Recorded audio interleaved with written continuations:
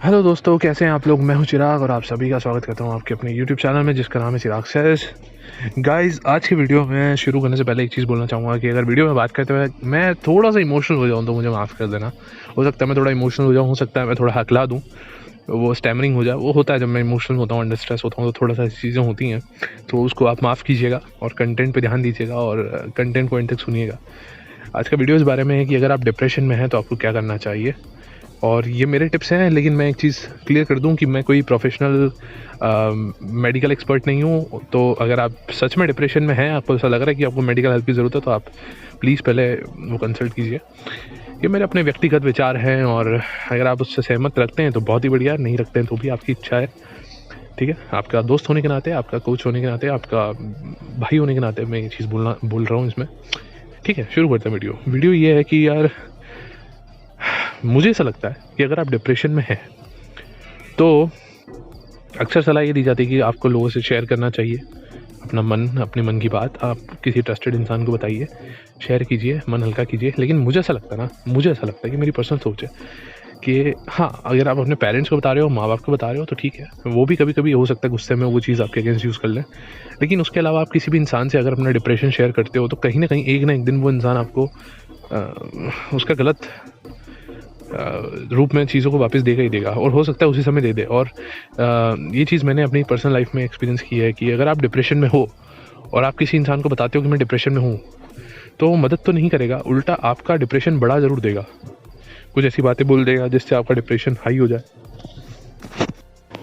आपको मैं अपनी ज़िंदगी का एक पर्सनल किस्सा सुनाता हूँ। एक दौर था जब मेरी ज़िंदगी में एक के बाद एक नेगेटिव चीज़ें हो रही थी और सब कुछ उल्टा होता जा रहा था लाइफ में। और मैंने ये चीज़ रियलाइज़ करी कि मेरी ज़िंदगी में कोई मेरे क्लोज़ इंसान, दो मतलब कुछ लोग, क्लोज़ लोगों की डेथ हो गई बहुत कम दरमियान में। एक या 2 साल के अंदर कई लोग इस दुनिया से चले गए छोड़ के। तो डिप्रेशन में था उस टाइम पे, और ये चीज़ पता भी थी, जो लोग मेरी ज़िंदगी में थे उनको ये चीज़ पता थी कि मैं इन चीज़ों की वजह से डिप्रेस्ड हूँ और मेरा बिहेवियर थोड़ा सा डिस्टर्ब्ड है। और ये भी पता थी कि अब जो लोग मेरी ज़िंदगी में हैं उन पे मैं कितना ज़्यादा इमोशनली डिपेंडेंट हूँ, और अगर वो लोग मुझे छोड़ देंगे तो मेरा क्या होगा।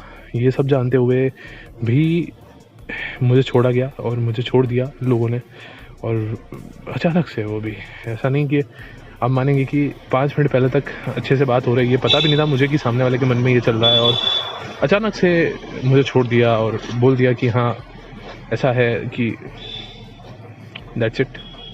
तो ये चीज़ें हुई हैं, मेरे साथ भी हुई हैं। और मैंने ये चीज़ रियलाइज़ करी कि उस फेज़ में जब मुझे लगता था कि मैं अपना मन हल्का नहीं करूँगा तो मेरे साथ कुछ हो जाएगा, मैं शायद कुछ हो जाएगा, तो मैं अपना मन हल्का करने के लिए दोस्तों से बात करता। और जब दोस्तों से बात करता तो दोस्त अक्सर यही बोलते थे कि ठीक है, कोई बात नहीं, हम हैं ना तेरे साथ में, हम लोग तेरी बात सुनेंगे। मतलब तेरे को जब भी ऐसा लगे तो तू हमें कॉल कर लिया कर, हमसे बात किया कर। जब भी तुझे ऐसा फील होगी यार कोई मेरी बात नहीं सुन रहा है, बात करनी है, तुम मुझे कॉल किया कर, हम तुम्हारी बात सुनेंगे, ये वो। और अगली बार से जब मैं उनका कॉल लगाता था तो ये आता था कि नंबर स्विच ऑफ है, या कमरे क्षेत्र बाहर है, या व्यस्त है, कट कर दिया जाता कॉल।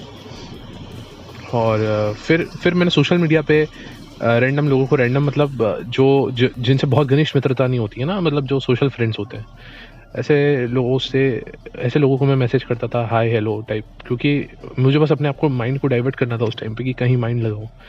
तो मैं डाइवर्ट करने के लिए हाय बोलता, फिर सामने वाले का हाय आता, फिर वो इंसान बोलता कि कैसे हो, मैं कहता कि मैं ठीक हूँ, और नहीं, मैं कहता कि मैं सैड हूँ या डिप्रेस्ड हूँ, बस ऐसा मैसेज भेजता कि आई एम सैड। और उसके बाद उसका रिएक्शन सामने वाले का ये हो जाता कि ओ दैट इज़ सैड, अपना ख्याल रखना, ओके ठीक है, एंड अभी मैं थोड़ा बिजी हूँ, मैं बाद में बात करता हूँ या करती हूँ, और उसके बाद कट ऑफ।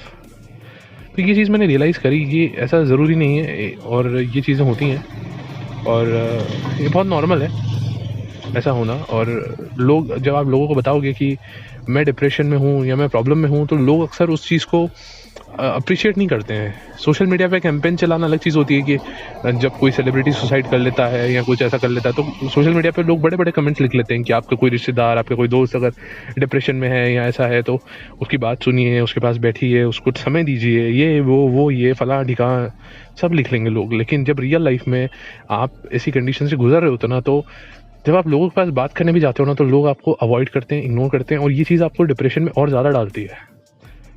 तो मैंने क्या टेक्निक यूज़ करी बाहर आने के लिए, वो एक टेक्निक मैं आपको बताऊंगा कि मैंने क्या चीज़ यूज़ की थी जो कि थोड़ा आराम देती थी। वो ये चीज़ थी कि मैं अपने थॉट्स को लिख लेता था कहीं पे या रिकॉर्ड कर लेता था वॉइस में, और उसी से ये इंस्पिरेशन मिली कि मैं यूट्यूब चैनल बना सकूँ ऐसे, है ना। और या तो फिर मैं कहीं पे लिख लेता था अपने थॉट्स को, जो भी मेरे दिमाग में थॉट्स आते थे, या तो फिर और दूसरा ये कि मैं थोड़ा रिलीजियस इंसान हूँ, तो मैं थोड़ा सा मंदिर वगैरह में जाके और भगवान के सामने, या जिन भगवान में मैं मानता हूँ, मैं भोलेनाथ जी में बहुत मानता हूँ, तो मैं उनके सामने जाके और खूब रो लेता था और अपने मन को हल्का कर लेता था, और थोड़ी सी बातें जो भी मन में भड़ास होती थी वो उनको बता देता था, उनसे चीज़ें शेयर कर लेता था।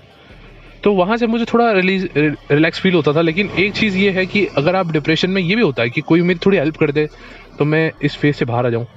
लेकिन एक चीज़ आप गांठ मान लो कि इस फेज से बाहर निकलने के लिए ना आपकी कोई हेल्प नहीं करेगा, कभी नहीं करेगा।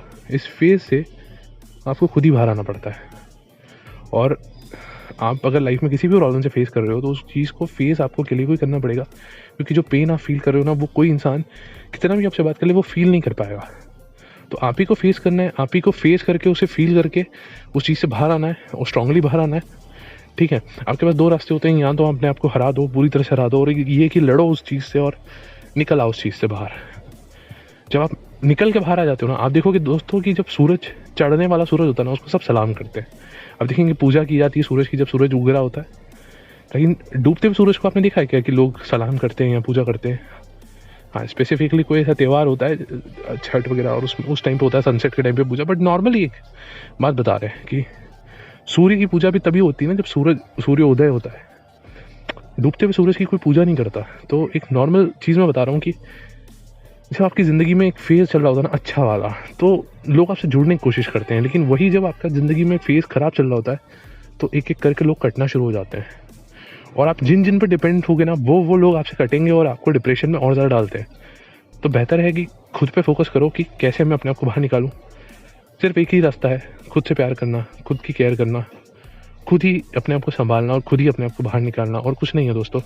अगर आपको, मैं ये कहता हूँ कि अगर आपको लग रहा है कि बहुत ज़्यादा नीड है कि मुझे किसी से शेयर करना ही है, और मैंने जो टिप्स बताए कि आप कहीं पे लिख दो पेपर पे या कहीं पे रिकॉर्ड कर लो अपनी वॉइस को, आप झूठ मूठ में ऐसा मान लो कि कान पे फ़ोन लगाओ और आप मान लो कि आप किसी दोस्त से बात करो और अपनी भड़ास निकाल लो और रिकॉर्डर ऑन कर लो, और दोबारा सुनना नहीं है उस रिकॉर्डिंग को, बस रिकॉर्डर ऑन कर लो, रिकॉर्डिंग हो जाए उसके बाद उसको डिलीट कर दो। ये टेक्निक फॉलो करो, ठीक है। यहाँ आईने के सामने खुद को खड़ा करके और खुद ही को समझाओ, ठीक है। तो ये तरीके अपनाओ, या तो फिर आप जो मैंने बताया रिलीजियस फॉर्मेट में कि आप किसी अपने जिसमें भी आप मानते हो वहाँ पे जाके, उस स्थान पे जाके थोड़ी देर बैठो, और हो सके तो जितना ज़्यादा हो सके इन चीज़ों को अटेंड करो। शाम को जैसे मंदिरों में, घर के आसपास कोई मंदिर है तो वहाँ पे शाम की आरती, सुबह की आरती, इनमें जाके आप सम्मिलित हो तो एक पॉजिटिव वाइब आती है। ये सब कोशिश करो और बाकी मेहनत करो खुद को उस चीज़ से बाहर निकालने की।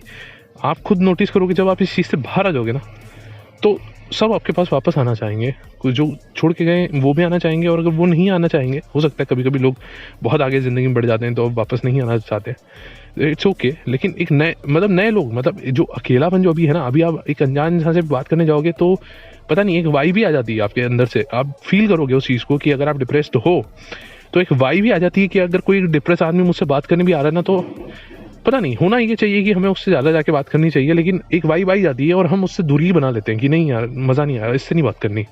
और वही कोई खुश आदमी उनसे बात करने आता है तो हम उससे अट्रैक्ट होते हैं, बात करने की मन करता है। तो एक नॉर्मल फिनोमिनन है जो कि इस पर आप लोगों को ब्लेम नहीं कर सकते, ये कुदरत का ही ऐसा नियम है। तो या आपको उस चीज़ से खुद ही बाहर आना है, कहने का मतलब यही है। और जब आप आ जाओगे और फिर आप देखोगे कि फिर लोग अपने आप आने लगेंगे आपकी ज़िंदगी में, बहुत सारे नए नए लोग आने लगेंगे, पुराने लोग भी आ सकते हैं, और उसके बाद आपको ये भी चीज़ रियलाइज़ हो जाएगी कि ये सब टेम्प्ररी है। ऐसा कुछ नहीं है। अभी तक क्या होता है ना कि हम एक घमंड में जी रहे होते हैं कि हमारे अंदर कुछ तो अच्छी बात है, तभी ये इतने सारे लोग हमारे आसपास हैं। लेकिन जब वो जा रहे होते हैं तब फिर हम एक घमंड में जी रहे हो, मतलब एक वो हमारा ईगो ही होता है जो हमें नेगेटिवली फील कराता है कि यार मुझ में कुछ तो कमी है, तभी ये इंसान मुझे छोड़ के, सब मुझे छोड़ के जा रहे हैं। लेकिन फिर आपको रियलाइज़ हो जाता है कि ये आप में अच्छाई और आपकी कमी की बात नहीं है, ये आपके समय के अच्छे होने की और समय के ख़राब होने की बात है, जो चेंज होता रहता है, कोई एक जैसा कभी नहीं रहता है। अगर आपका समय अच्छा है तो लोग आपके